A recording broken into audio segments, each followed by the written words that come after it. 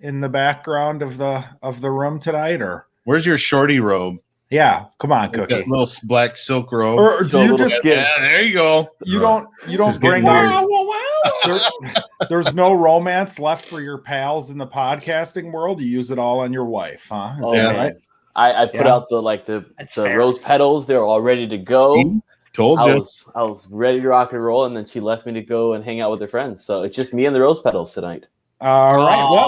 Well, it's not just you and the rose petals. It's also us. We are here at Downright Annoyed with Movies. This week, we will be talking about the 1990s Kevin Costner-led Robin Hood, Prince of Thieves. So I am Jackson with Just Annoyed Podcast, and I will go ahead and send it around, and we'll start with my partner in crime, Michael.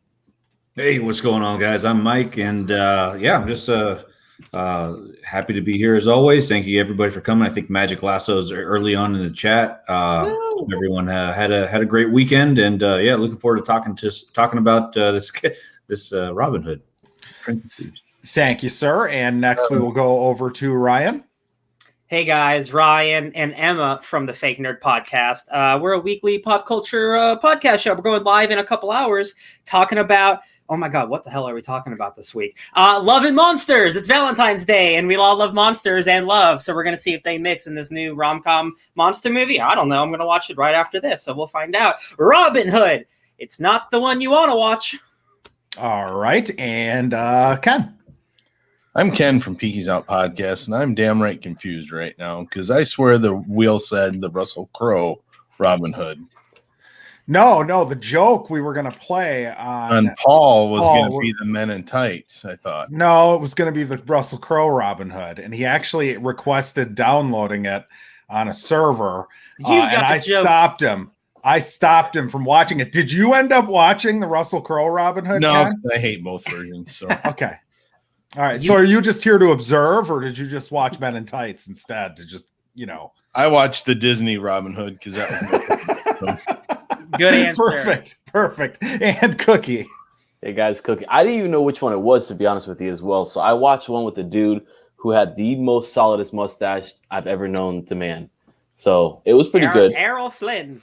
That's probably what it was, Errol Flynn. It was really, really good. I actually enjoyed the crap out of that film. And then I rewatched this one. And I went back to Errol Flynn because, yeah. All right. So what would be fantastic is if we all would have watched different versions of Robin Hood. I think we and did. just compared notes. And rank them. Yes. Right.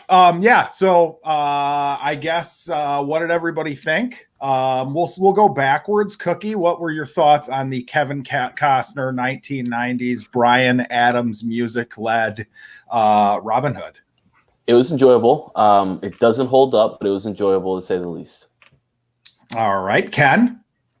I'm just going to tap out of this at this point because I'm very confused.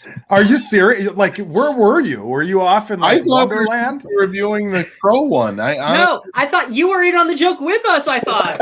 What's going on? It's the Kevin Costner one. I don't know, man. I must be getting old. So that's all right. How was the Russell Crowe Robin Hood? I didn't watch it. Oh, so you're just here? I love it. I watched it 100 years ago. I wasn't going to rewatch it. It sucked. You don't like the Costner Robin Hood? You're not a fan? Just it was okay. Morgan Freeman was okay in it. That was about the only redeeming quality of that movie. But I'm old, man. The only Robin Hood I'm going to acknowledge is the one where it's a fox playing Robin Hood, and his best friend is a bear, and it's the same voice as Baloo from the Jungle Book. But running around with bows and arrows, and they're animals. And that's the one that came out when you were in your mid-40s? Possibly. Yeah. Back in the day when the pictures didn't have sounds. So the Nickelodeon. Them talkies. And Ryan, what did you think of Robin Hood? You hadn't seen it. Is that correct? No, this is my first time. Hey, boy, howdy, you guys. I don't like this movie. I think it is. What? Can someone please tell me why the fuck we let Kevin Costner be a leading man for like a decade?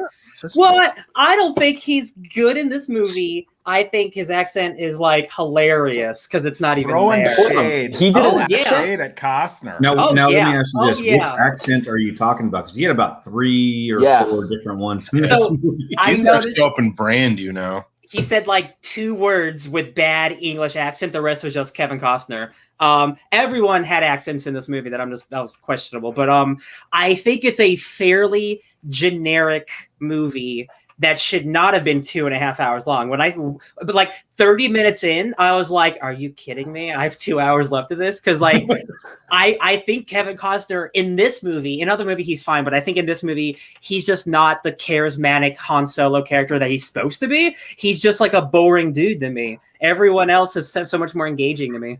I will say, interestingly enough, the only cut of this that's like available is the extended version with like 12 extra minutes. Even my Blu-ray, I have this on Blu-ray. Yeah. So this movie was 12 minutes shorter, I will say. Okay. Which I feel like, honestly, you think that doesn't sound like a lot, but I'm guessing it helps, honestly. So, Mike, what'd you think? Before this, I remember watching this about 10 years ago as a kid, and I feel like I remember enjoying it when I was a kid, and it was excruciating getting through this. I mean, just backstage, me and Ryan were talking about that scene right behind him with the catapult, and I just couldn't help but burst into laughter at the absolute idiocracy of it all. Now that was a good movie. I haven't seen it. But it wasn't as enjoyable the second time. It felt like a chore to watch. It wasn't as bad as The Stand, but it's. I mean, no, it's not as bad as The Stand. No, I love Alan Rickman in this. Yes. Who, by the way, I think is the only English actor in this totally English movie. Probably true. I think he crushes it though, as like the cheesy, overacting, hammy Sheriff of Nottingham. It does have a great. It has like one of the classic lines is the bit about the cutting out the guy's heart with a spoon, and he tells him because it's dull, you twit, it'll hurt more. He's fun. I can't understand anything his cousin says. That actor. I need subtitles for him. Oh yeah. I don't know. Got the raspy voice. Yeah, I don't know what he said, but yes, no, this movie is to say this movie is overrated would be an understatement. The fact that this movie is like, I think it's most people, if you ask them about this movie, they know what it is and they like it. Yeah, I mean, in general, this is probably certainly my generation's Robin Hood movie. Yeah. Like this, like the equivalent is this isn't a franchise starting movie like it would be today. But like if this movie came out today, it is the big, we're going to start a universe with this movie. So we get all the big actors. Like these are all the big actors of this came out in 1991, all the big actors of the early 90s or late 80s. And it's like, we're going to make a big movie. And it's this era's Robin Hood. And like every generation gets this era's like mediocre Robin Hood. And like some people remember it more fondly because it came out then. And now looking back on it for the first time, I'm like, yep, that's added to the list of Robin Hood movies to me. Like it doesn't stand out. No, and when I saw the Russell Crowe Robin Hood, I didn't like it very much, but I'm kind of intrigued to watch it again now and compare this because I'm guessing it's better than this. I didn't see that either because I'm kind of over Robin Hood. I don't really care about Robin Hood. Yeah, the Robin Hood with Russell Crowe was like a prequel Robin Hood. Like if I remember correctly, I mean it's not really a spoiler because it's obvious the whole movie, but if I remember correctly, like it ends when he's like starting to rob people, like. Yeah. It's like a total, and the married men were boys. He taught. Yes, that's the franchise starting Robin Hood that I'm talking about. That because I forgot that movie even came out, and so did everyone else. I guess. Right. It didn't do well. Yeah. But no, this movie is it's way too long. If it was an hour less, like if it was cut by an hour, it'd be kind of. And they can. Yeah. There's parts of it that I think are kind of neat. Like I like a lot of I like the Friar Tuck character. I think is fun. Like when he goes in and he's all racist against Morgan Freeman's character. And that whole thing but even that I was like, well, wait a minute, like you have all this overblown shit in here that can be cut, but like he goes from like, oh, burn him at the stake to let's go have a brandy in like a second, you know.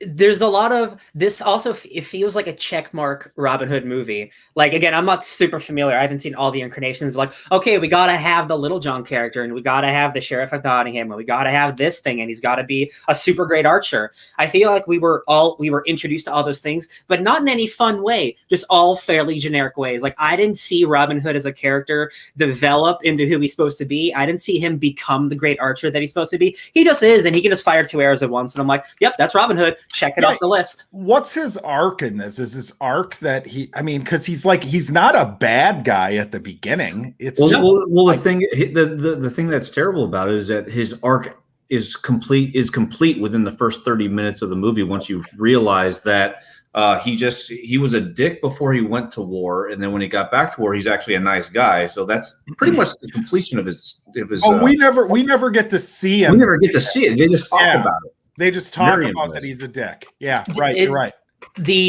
Is he always like a prince, or is that just in this incarnation? Where like I don't remember. Not a prince. He was a landowner. He was a title lord. Or like royalty. Lord, or he was a lord. Which meant he was a landholder back in that day. So gotcha. Isn't there another another version of Robin Hood ish with the dude from? Oh God, it's the kid. Kingsman. Yeah. It's Kingsman. God, don't even. What's that called? Was it just called Hood? Robin Hood. Yeah. Was it called Hood?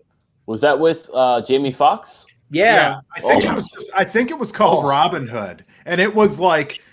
I forgot it existed, and it just came out 2 years ago. It's fucking terrible. Actually, I think I have a rant on my way home from the theater with the camera in my car on the YouTube channel. Oh, that's what you were doing. I remember that. Yeah. That and the other what's the other movie that came out around the same time? It's like another movie. It's like a wizard movie that everyone forgot. God, they came out around the same time. Are you talking about the Wizard's Apprentice with our Lord and Savior Nicolas Cage? No, I don't think so. I'll remember it in a second. Hold on. I'm sorry. I'm dealing with our Lord and Savior. I'm dealing with animal stuff. He would have really saved this movie, though. He would have been better as Robin Hood. Yeah, Costner. No, Cookie, is Kevin Costner a loser? No, he just made bad decisions, and this is a bad decision. So he would not get the rose petal treatment. Correct. No, he wouldn't get through the front door. King Arthur was the other movie I was thinking of that came out. I actually didn't hate the guy Richie King Arthur. Okay, all right. Okay. No, but I'm going to put this out there. Why is Dennis Quaid known as a loser and Kevin Costner is known as good? Aren't they the same guy? See, now that's the thing exactly. I like Dennis Quaid. So do I. I do too. Didn't Dennis Quaid have some like drinking problems off screen? I don't know, but most actors do. I know, but like I think this was just like Randy had like 2 years where he was like the only one in the tabloids for some reason. I feel like Dennis that Quaid, was his brother Randy that had all the. Oh, that's right. Yeah. No, I feel like Dennis Quaid and Kevin Costner are kind of both like the same type of actor who you can like plug in as like the like Dennis Quaid. Dennis Quaid lately, no. Dennis Quaid, well, but that's because that's my point though. It's like why does Costner keep getting these? Like you could plug Dennis Quaid in Man of Steel and it's the same fucking part, like same guy. Hundo. 100%. Yeah. So I don't know, and I don't hate Kevin Costner. I just don't understand. I guess Dances with Wolves was his big. Dennis Quaid never had that, director. Right? It's the same director, and like so, I did some Wikipedia searching. Kevin Costner, I think one of the reasons he doesn't have an accent in this movie is because he was shooting JFK, Dances with Wolves, and this movie all literally around the same time.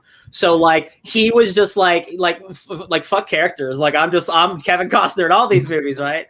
Whether they're all varying qualities of good, but like he made like 10 movies in a span of like a couple years. Like he was so hot, so everyone was scooping him up, and I'm like.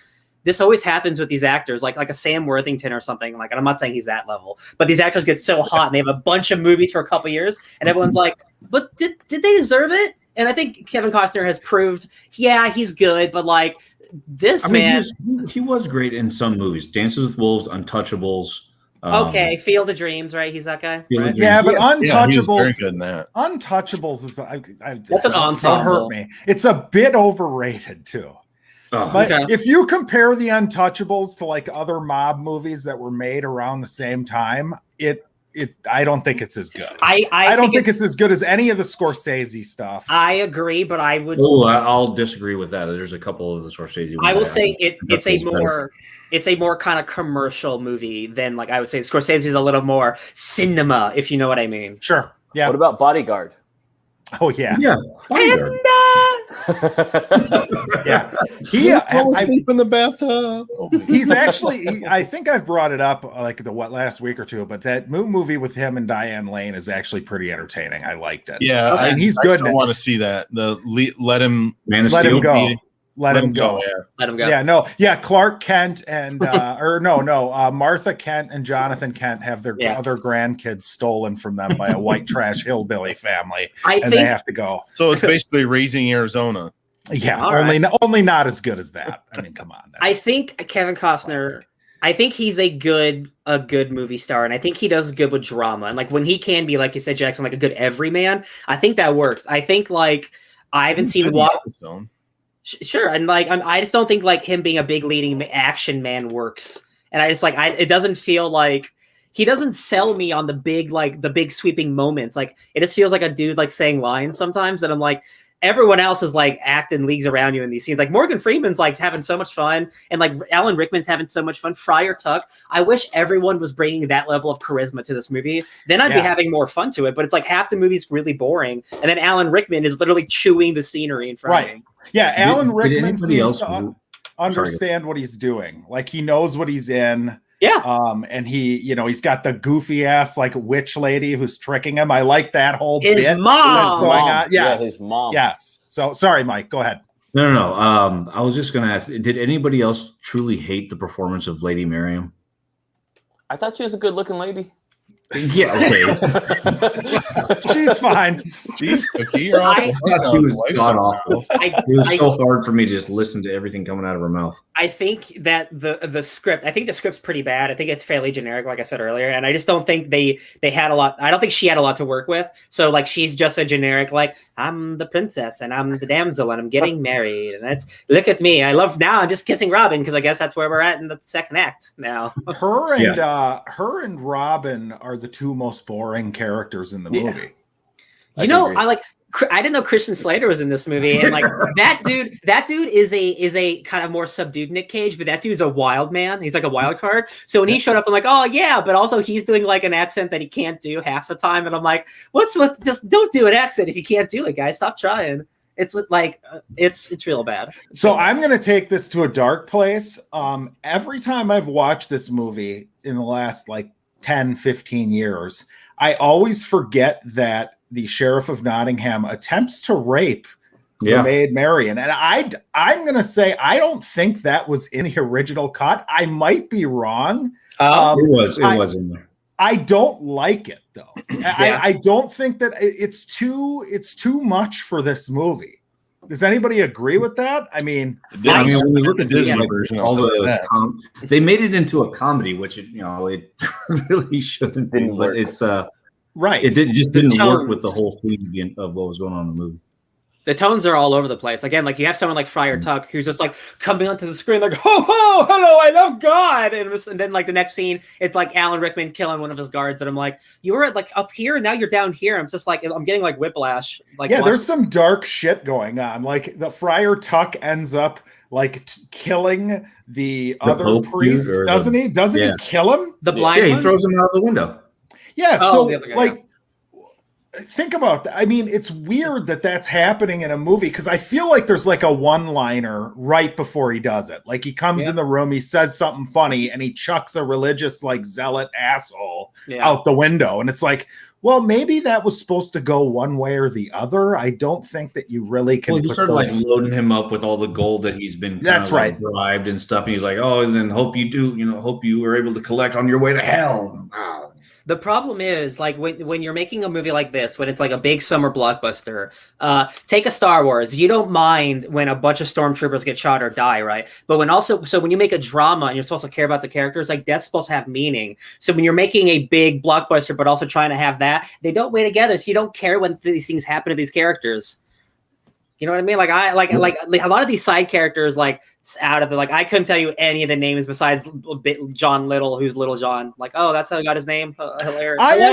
I am gonna say that, and maybe I'll get crucified by you folks for this, but I am gonna say that the whole Christian Slater revealing himself as Robin's brother works pretty well. I think that that's like an actual decent touching part in this movie. I could have used more of that. I guess more stuff. If they expanded on that, then that would be even better. If Christian Slater was offered a bigger role, if his character had a bigger role in the whole story, I think it would have hit home a lot better. Yeah, you might be right.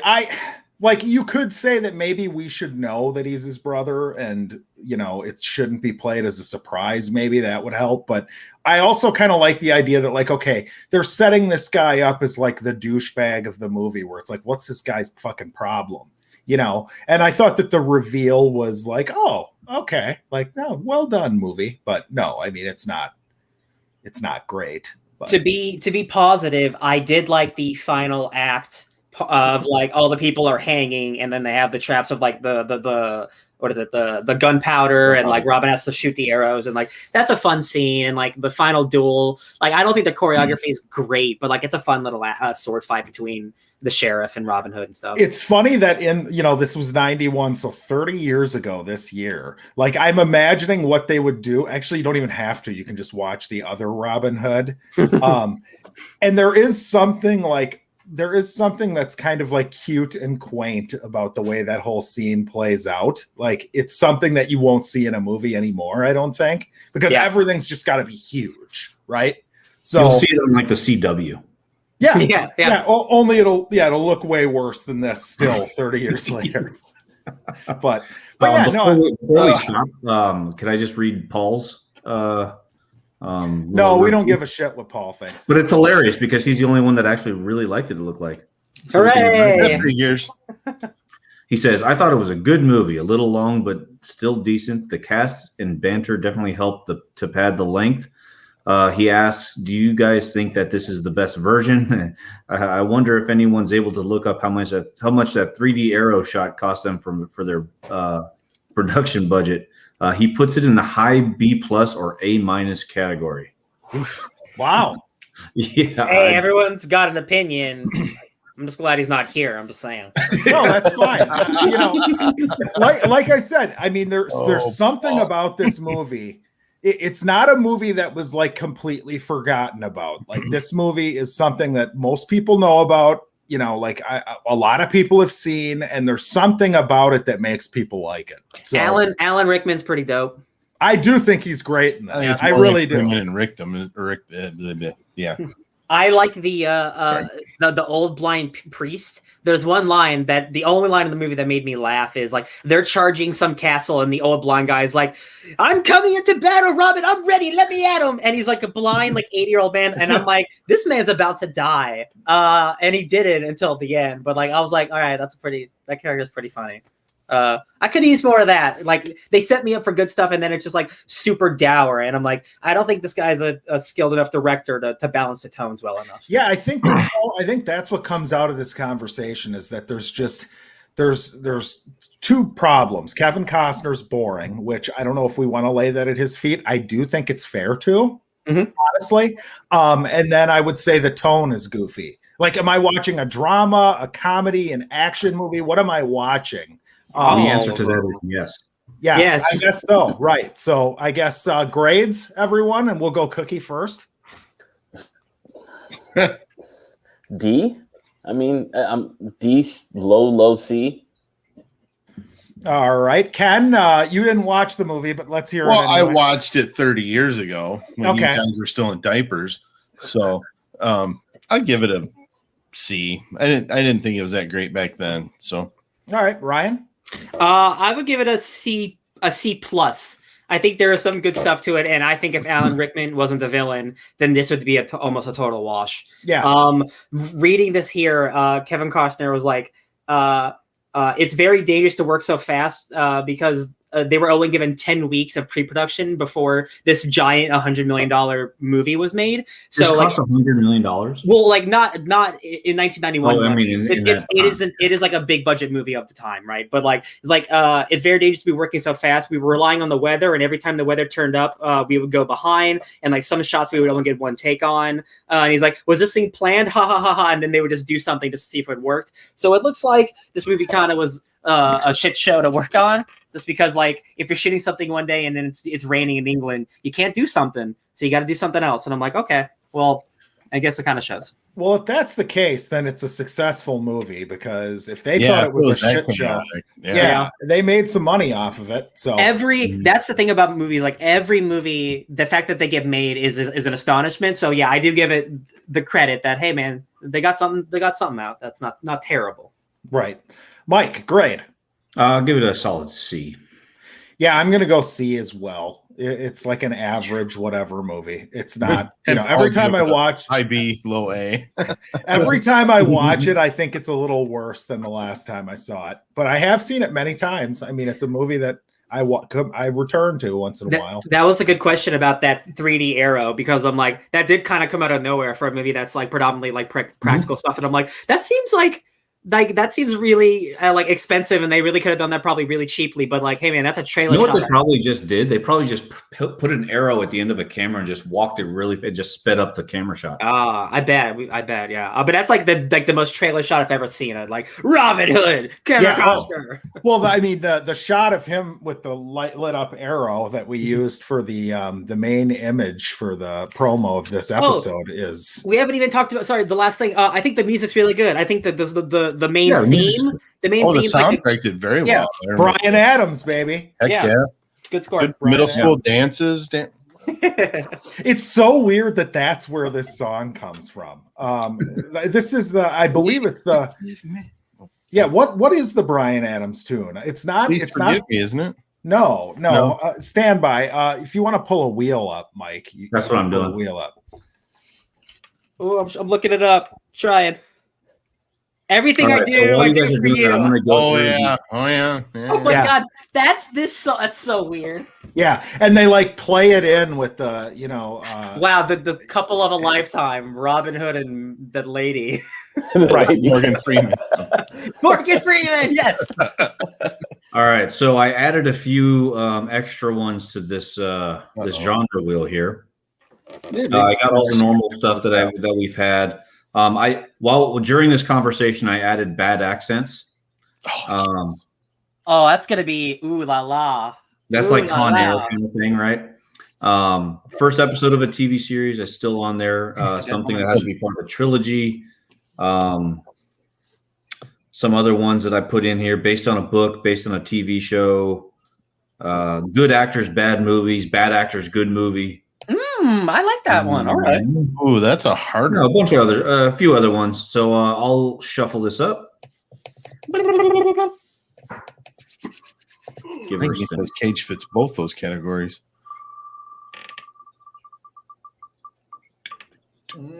Didn't it? No, 1990s. Oh, 90s.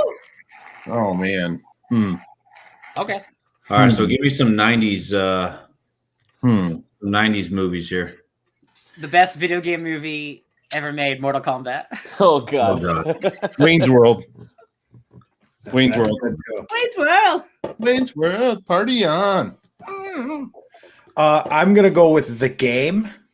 Ooh, nice. I'm gonna go with Friday. Ooh. Damn. Ryan, did you say Mortal Kombat? Right. Friday. I haven't seen that forever. It's been a while. I am gonna go with. If I had a spray can, I'm gonna go with Sneakers. Ooh, that's a good one. Sneaky. Dan Aykroyd's right. Robert Redford, Dan Aykroyd. Yep. Yes. Magic Lasso. If you're still in here, buddy, I mean, pick a '90s movie, and we'll throw it on the list. Let me just make a new. Basic Instinct. Ooh. Unrated. We'd have to get a fan for that one. If you guys can get the lower half of me. Ooh, it's hot. It's hot in this room. Mike, this is a family that one's cookie. If that one's on your channel, Basic Instinct, I expect a clip of the infamous leg spreading scene with Sharon Stone to appear on your channel, Mike. I can do it as well. You know what? Just for you, I'm going to do the leg spreading from Robin Hood. Man spread. Right, as long as it's the Russell Crowe version. Yeah. I need to create a new one real quick. Actually, one over there. Russell Crowe movie. While you're doing that, there's a scene with the Celtic dude when he comes in and he's like lighting his hand on fire. Right after it, he literally sits there in the back like, God, it hurt. Like, yeah. He's legit in the background, like in pain. I love it. I didn't notice that. Great stuff. Well, in my Robin Hood dresses up as a stork and shoots arrows that are literally tied together and still wins the competition. So just saying. All right. And then now for next week on my channel, let's do this.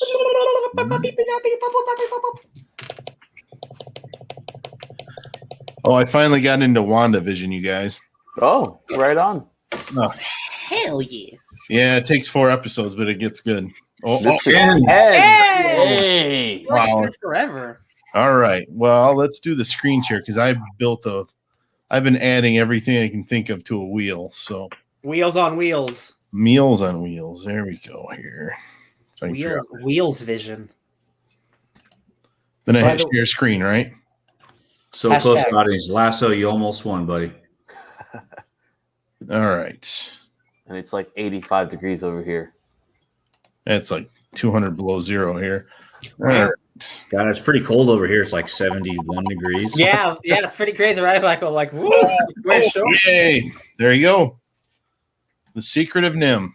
Okay, we didn't see that, so we can't trust it. We didn't see anything. Oh, Mike has to share it. Oh. No, I can't see it. There's nothing there to can't see share. it. All right, well, Secret of Nim. Okay, never heard of it. Oh, we'll do You never heard of it? Classic. It's a great movie. It's actually a book as well. It's a secret. Yeah, I can't.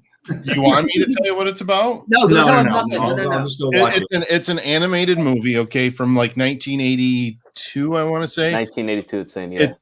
It's actually the first movie I ever watched on HBO because we got cable. We got our first cable color TV that Christmas, and that was the movie that was playing on HBO. So first thing I ever saw on HBO was Taxi Cab Confessions. Ooh. Where can we watch The Secret of Nim? That's a good question. Ken? I did not look that up. I'm probably gonna have to rent it like I have Google.com.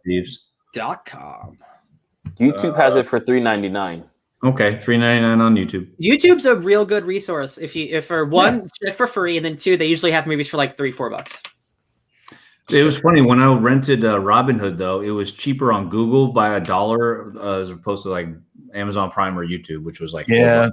Looks like YouTube's, iTunes, Google Play, or Vudu. All right, cool. Sounds good. $3.99. In fact, all right. I still have it on DVD somewhere. Cool. All right, guys. Sweet. Next week on my channel. You guys just dodged watching Ice Pirates because that was just before that. Dude, it's going to happen eventually. Ken, actually, somebody brought up Ice Pirates on TV or something the other day, and I thought of you immediately, but I can't remember. I don't know if it was like the Red Letter Media guys or what, but Ice Pirates was brought up. That's Ice crazy. Pirates was part of that. Remember when they did that little thing when the ball dropped? Oh, yes. Yeah. Playing Keto. Yeah. Okay. Yeah, so Ice Pirates might be on their show. Oh my God! At some point. I thought I was the only person to watch that movie. So. No, they've got a show called Best of the Worst where they just randomly pick like awful movies. It's my favorite thing on the planet. Nice. And Ice Pirates was a contender apparently. So, it's a bad movie. It's so bad. Sweet. Not as bad as During Love though. I guess I'm the host. So thank you everyone for tuning in. Now let's all say our goodbyes and we will start again with Mike. Hey guys, what's up? Don't forget to sub up everybody down in the comments or in the description below. Be sure to tune into my channel next week when we review Ken's pick. What's it called again, buddy? The Secret of Nim. Secret of Nim. And then also myself and Jackson, we are going to be doing a 2-part series soon. We are going to watch the entire Joss Whedon cut of Batman or Justice League, and then we are going to turn around, watch the 4-hour. Oh God, the new one coming out. We're just gonna watch it and give our thoughts. And if anybody wants to join in, let me know, and we'll get you. I don't know, man. I don't think I do that, Michael. I don't live in a society enough to join you for this. Hold on. one. So, question, Michael. So Ryan's in. Okay. Do we have to watch them? The way, if we're going to do this, and I'm going to kill myself for doing this, but really what we should do is we should time it out so we watch them back to back and then immediately hop on YouTube afterwards and just make a day of it. Oh, That's 6 hours of you guys are all bad Justice League. I don't know if I can commit that much time. Because when does it come out? March. Comes out in March. Like mid-March, yeah. I mean, I know Cookie and I can do it, but you guys are straight edge. I don't know how. I mean, it's going to make me whatever we do, no matter what, having to watch. Honestly, I can't imagine. And this, you can call this Downright Annoyed extra time, because I'm going to jump into this quick. I cannot imagine that his cut won't be worse. Listen, I saw enough in that trailer. I saw enough in that trailer to know what that movie is going to be, and I know it's not 4 hours long, so I'm just like, okay, whatever. All right, so Ryan, you're definitely in on this conversation. Listen, I will absolutely do it because I love talking with my friends about bad movies. We'll see how my schedule works out, but yeah, maybe. All right, sorry. Now, Ryan, segue into you telling people where they can find you. Hey guys, the Fake Nerd Podcast. You can find us on YouTube and all the podcast platforms. We're going live in like probably around like 10 o'clock or so tonight. Late podcast talking about Love and Monsters, a new young romance monster movie. I don't know anything about it. I'm personally at DJ Tony Snark. You can find me just talking about these silly goofs over on Twitter and stuff. Look at them having a great time. Ken? You can find me on all the podcasting platforms and on here where I pretend to watch movies. No. Yeah. Your honesty is very much appreciated. Ken could have just come in and been like, I just wrapped up. Just finished watching it. I got one more thing. I could be Paul and just sit here and go like, yeah, I watched the trailer. It was pretty good. There you go. And Cookie. Hey guys, find me at Just a Little Podcast, and then actually I am now on Twitch. So this guy over in the corner, I might be going and doing some twitching with him in the near future. Cameras work. Like where you shake your butt up against a wall? I was going to say, are you guys going to be twitching live on Pornhub, or where are you going to be doing this? That's going to cost us. Well, if you're going to plug that, then I'm going to plug my OnlyFans page. So no, it's a subscription. We can't give that out for free. But yes, I am Jackson with Just Annoyed. We will be doing a stand conversation as soon as me, Paul, and Ken are all available. Yeah. Two questions about that. One, how many episodes are left? It's over. Oh, it's over. Cool. Yeah. Then the second question be, are you really going to watch the whole thing? But you already did. So I already did. I had to. I love the book so much. Like there was no way I wasn't going to watch it. Was it a one and done season thing? Yeah. Yes. Okay. Thankfully. Yeah. Like they could do another season, but he could write another book too, technically. So I don't think he could. He technically already has, because he tied the Stand and ran Dark Tower into the Dark Tower so hard you can't really do anything in between that. I don't think. But I will say, movie recommendation: Valentine's horror movies. If anybody is interested in one, is called After Midnight. Look it up and watch it. It's good. It's a good monster Valentine's movie. All right. And Michael is muted. If we're going to do a recommendation real quick, I just watched The Little Things with Denzel. It wasn't terrible. I actually didn't mind it at all. I thought it was all right. I mean, I didn't hate it. Yeah. No. Yeah. And as long as we're talking new movies, the Judas and the Black Messiah is really good. Oh, that came out right on. Yeah, but they got beat out by what was that other stupid movie that got beat out by? Psycho Gorman. Yeah. Whatever. 7 people were at the theaters this weekend anyway. No, it was beat out by the Kid movie. So dude, the Kid Detective is fucking incredible, if that's what you're talking about. What? If anybody hasn't seen that movie is next level good. I did watch Ella Holmes, though. I will, if anybody has kids and they want to watch, There we go. watched it. She liked it. It was Cookie, what's your recommendation? Pauly Shore came out with a new stint. I'm joking. How dare I'm you? joking. live from the nursing home. Oh man. I think I talked about it last. My wife and I are gonna probably rewatch it, which was Lupin, the French thing on Netflix. It's absolutely fantastic. Is it good? I really want good. to watch it. I can't wait for season 2. So that premise is so odd and so cool that like they'll like it's not based off the thing. He's just inspired by the guy, and I'm like, that's pretty sick. All right, really good. Sweet. Well, I'm sick of everybody's ugly faces on here, so I'm going to go ahead and wrap up the show. Thanks, Ryan. Please take a screenshot. Someone. That's not very Kevin. Have a good evening. I hope you all had wonderful Valentine's Days. We love you all.